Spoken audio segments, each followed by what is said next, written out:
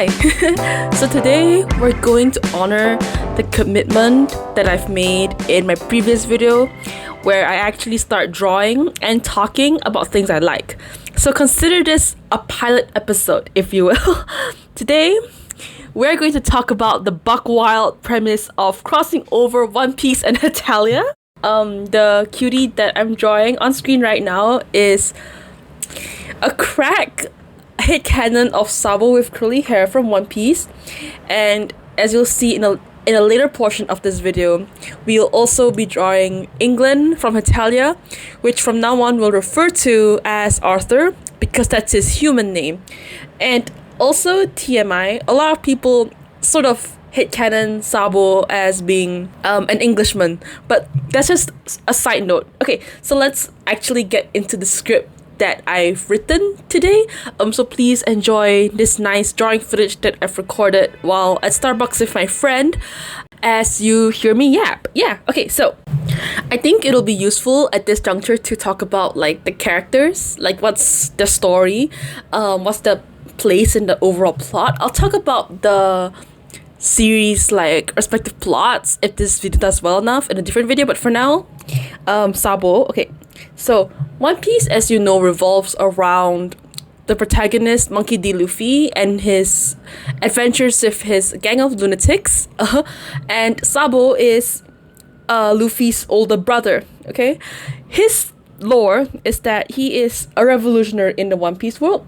He has fire powers, which he inherited from his late brother Portgas the Ace, and is thus very fiercely protective of Luffy.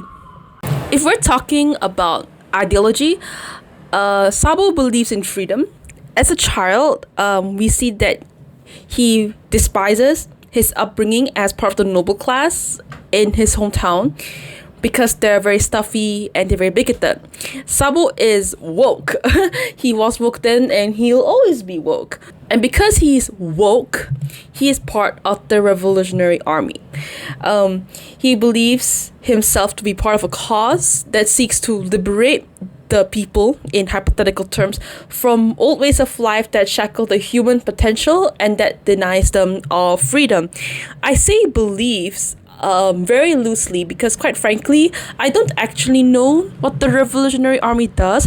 I don't think Oda Sensei made that very clear in canon either, and a lot of people sort of joke that Dragon, the leader of the Revolutionary Army, doesn't actually do anything, even though he lets a lot of like close people to him die and be neglected because of the cause. But anyway, as a person, Sabo is very well liked. He's very cheerful. He's quite reckless, and he's extremely intelligent, both in like a scheming sense as well as combative. His relationship with freedom is kind of complicated, but before that, let's talk about his personality.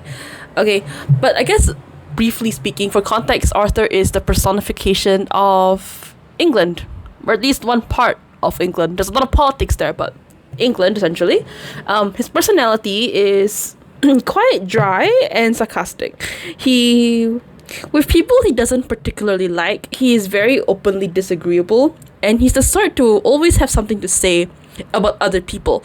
So let's say like in a scene in the anime, like in a world conference meeting, America would give like his ideas, like Alfred would give his ideas, and then Arthur would be like, well, fuck you, that's a shit idea, what the fuck is wrong with you?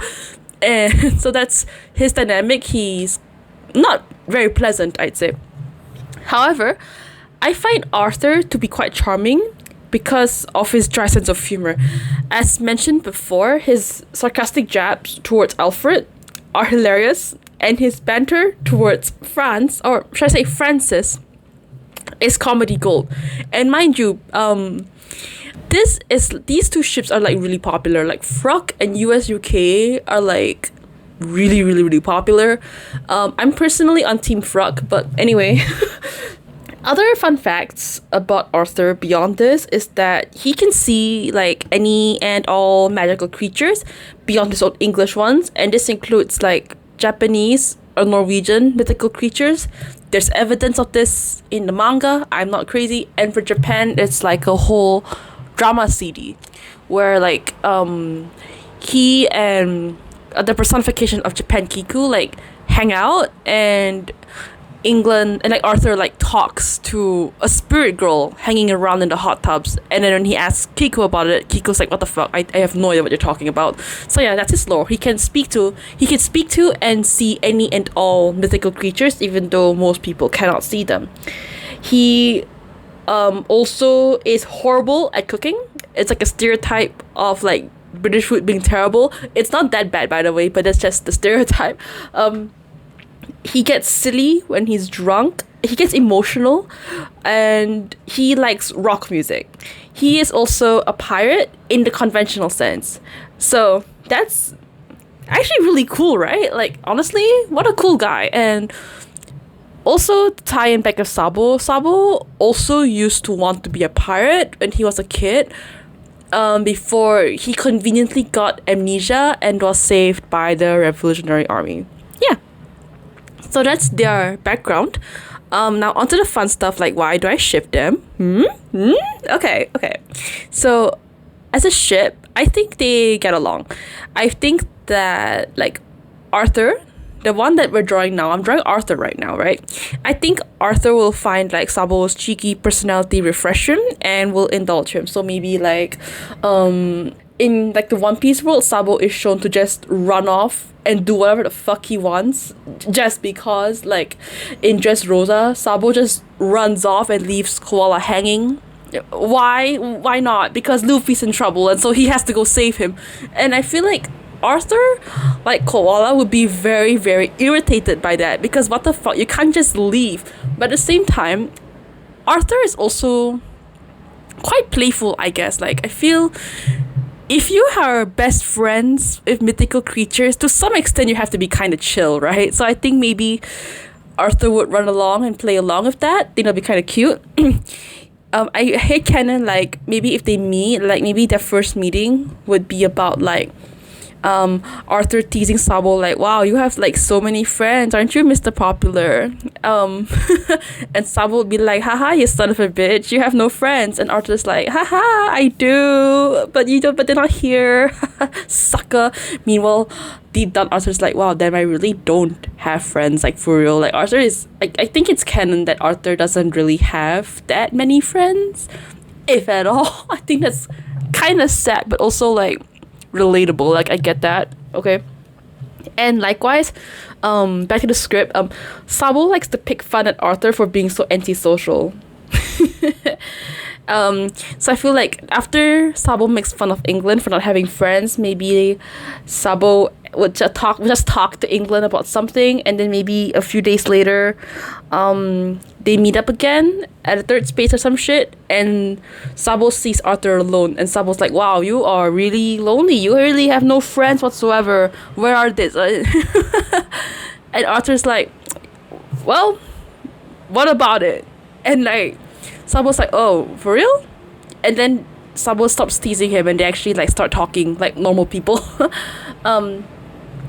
I think in this kind of like more casual setting, the second time now that Arthur's a bit more familiar with Sabo, maybe Arthur could be like, oh, like be more friendly, like, oh, what do you like to do for fun? What do you do over the weekend? What do you do for a living? I feel like Arthur is actually really nice and very friendly when he wants to be.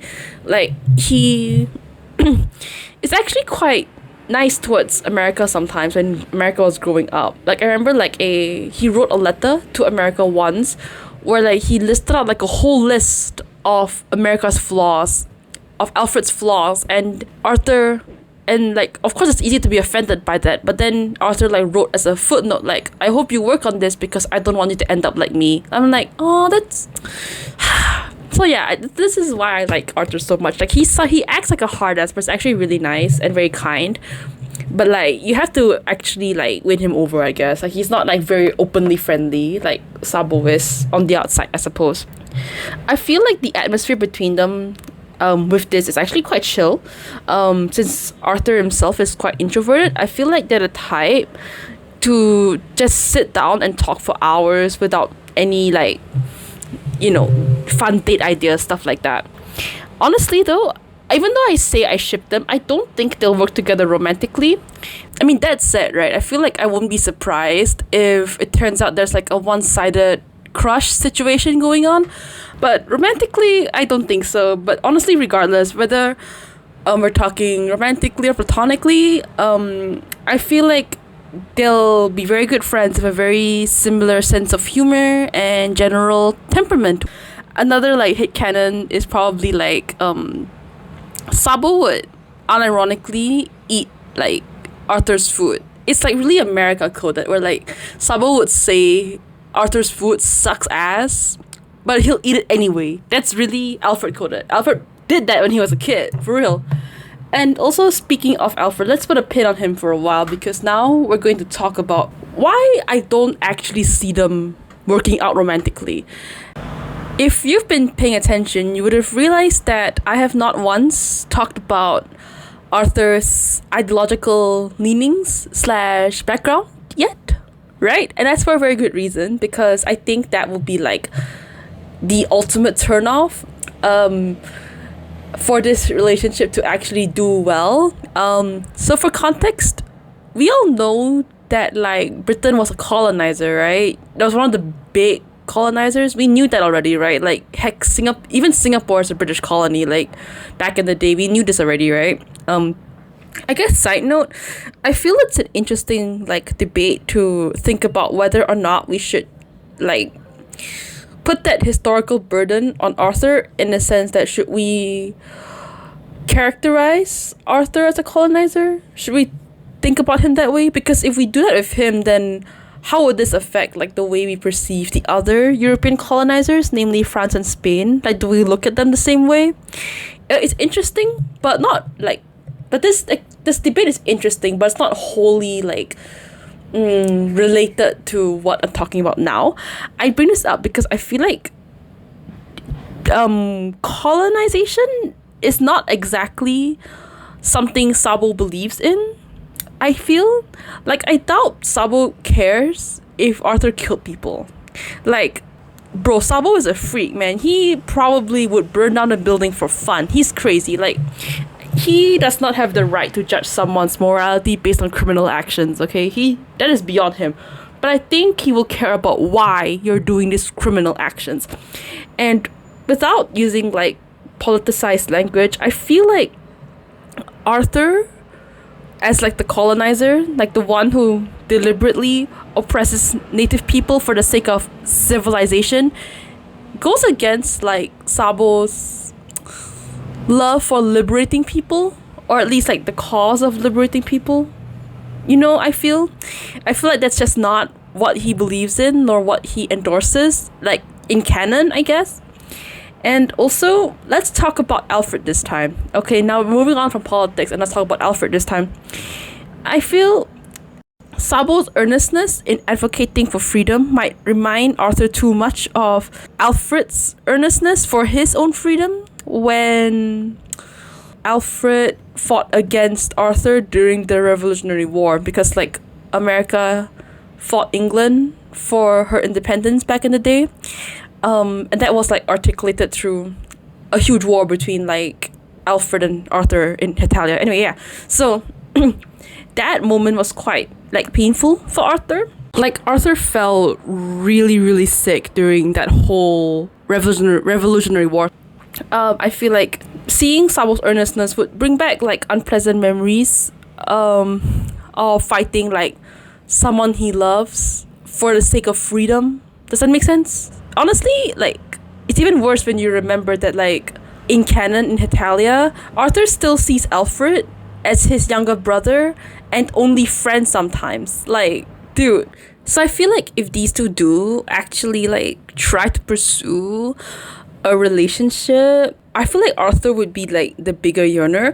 I don't think Arthur would like regret anything he did in like history, and Sabo knows that, but I feel like Arthur would feel bad seeing that someone he genuinely likes is starting to dislike him like a lot, I guess. And I think that'll be quite upsetting. It won't be devastating, but it will be kind of sad. Like, wow, I'm really friendless for real, am I?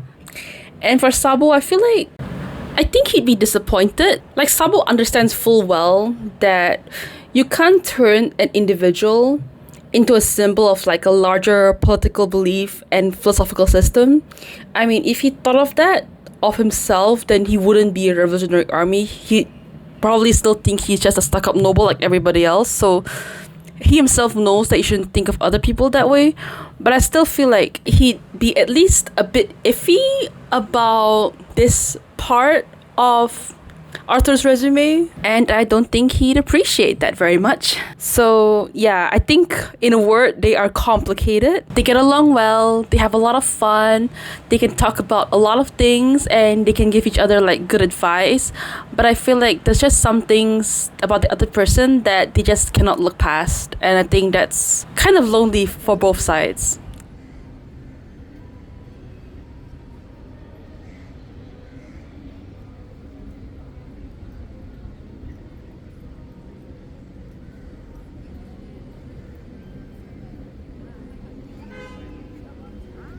And they also have very passionate hate sex.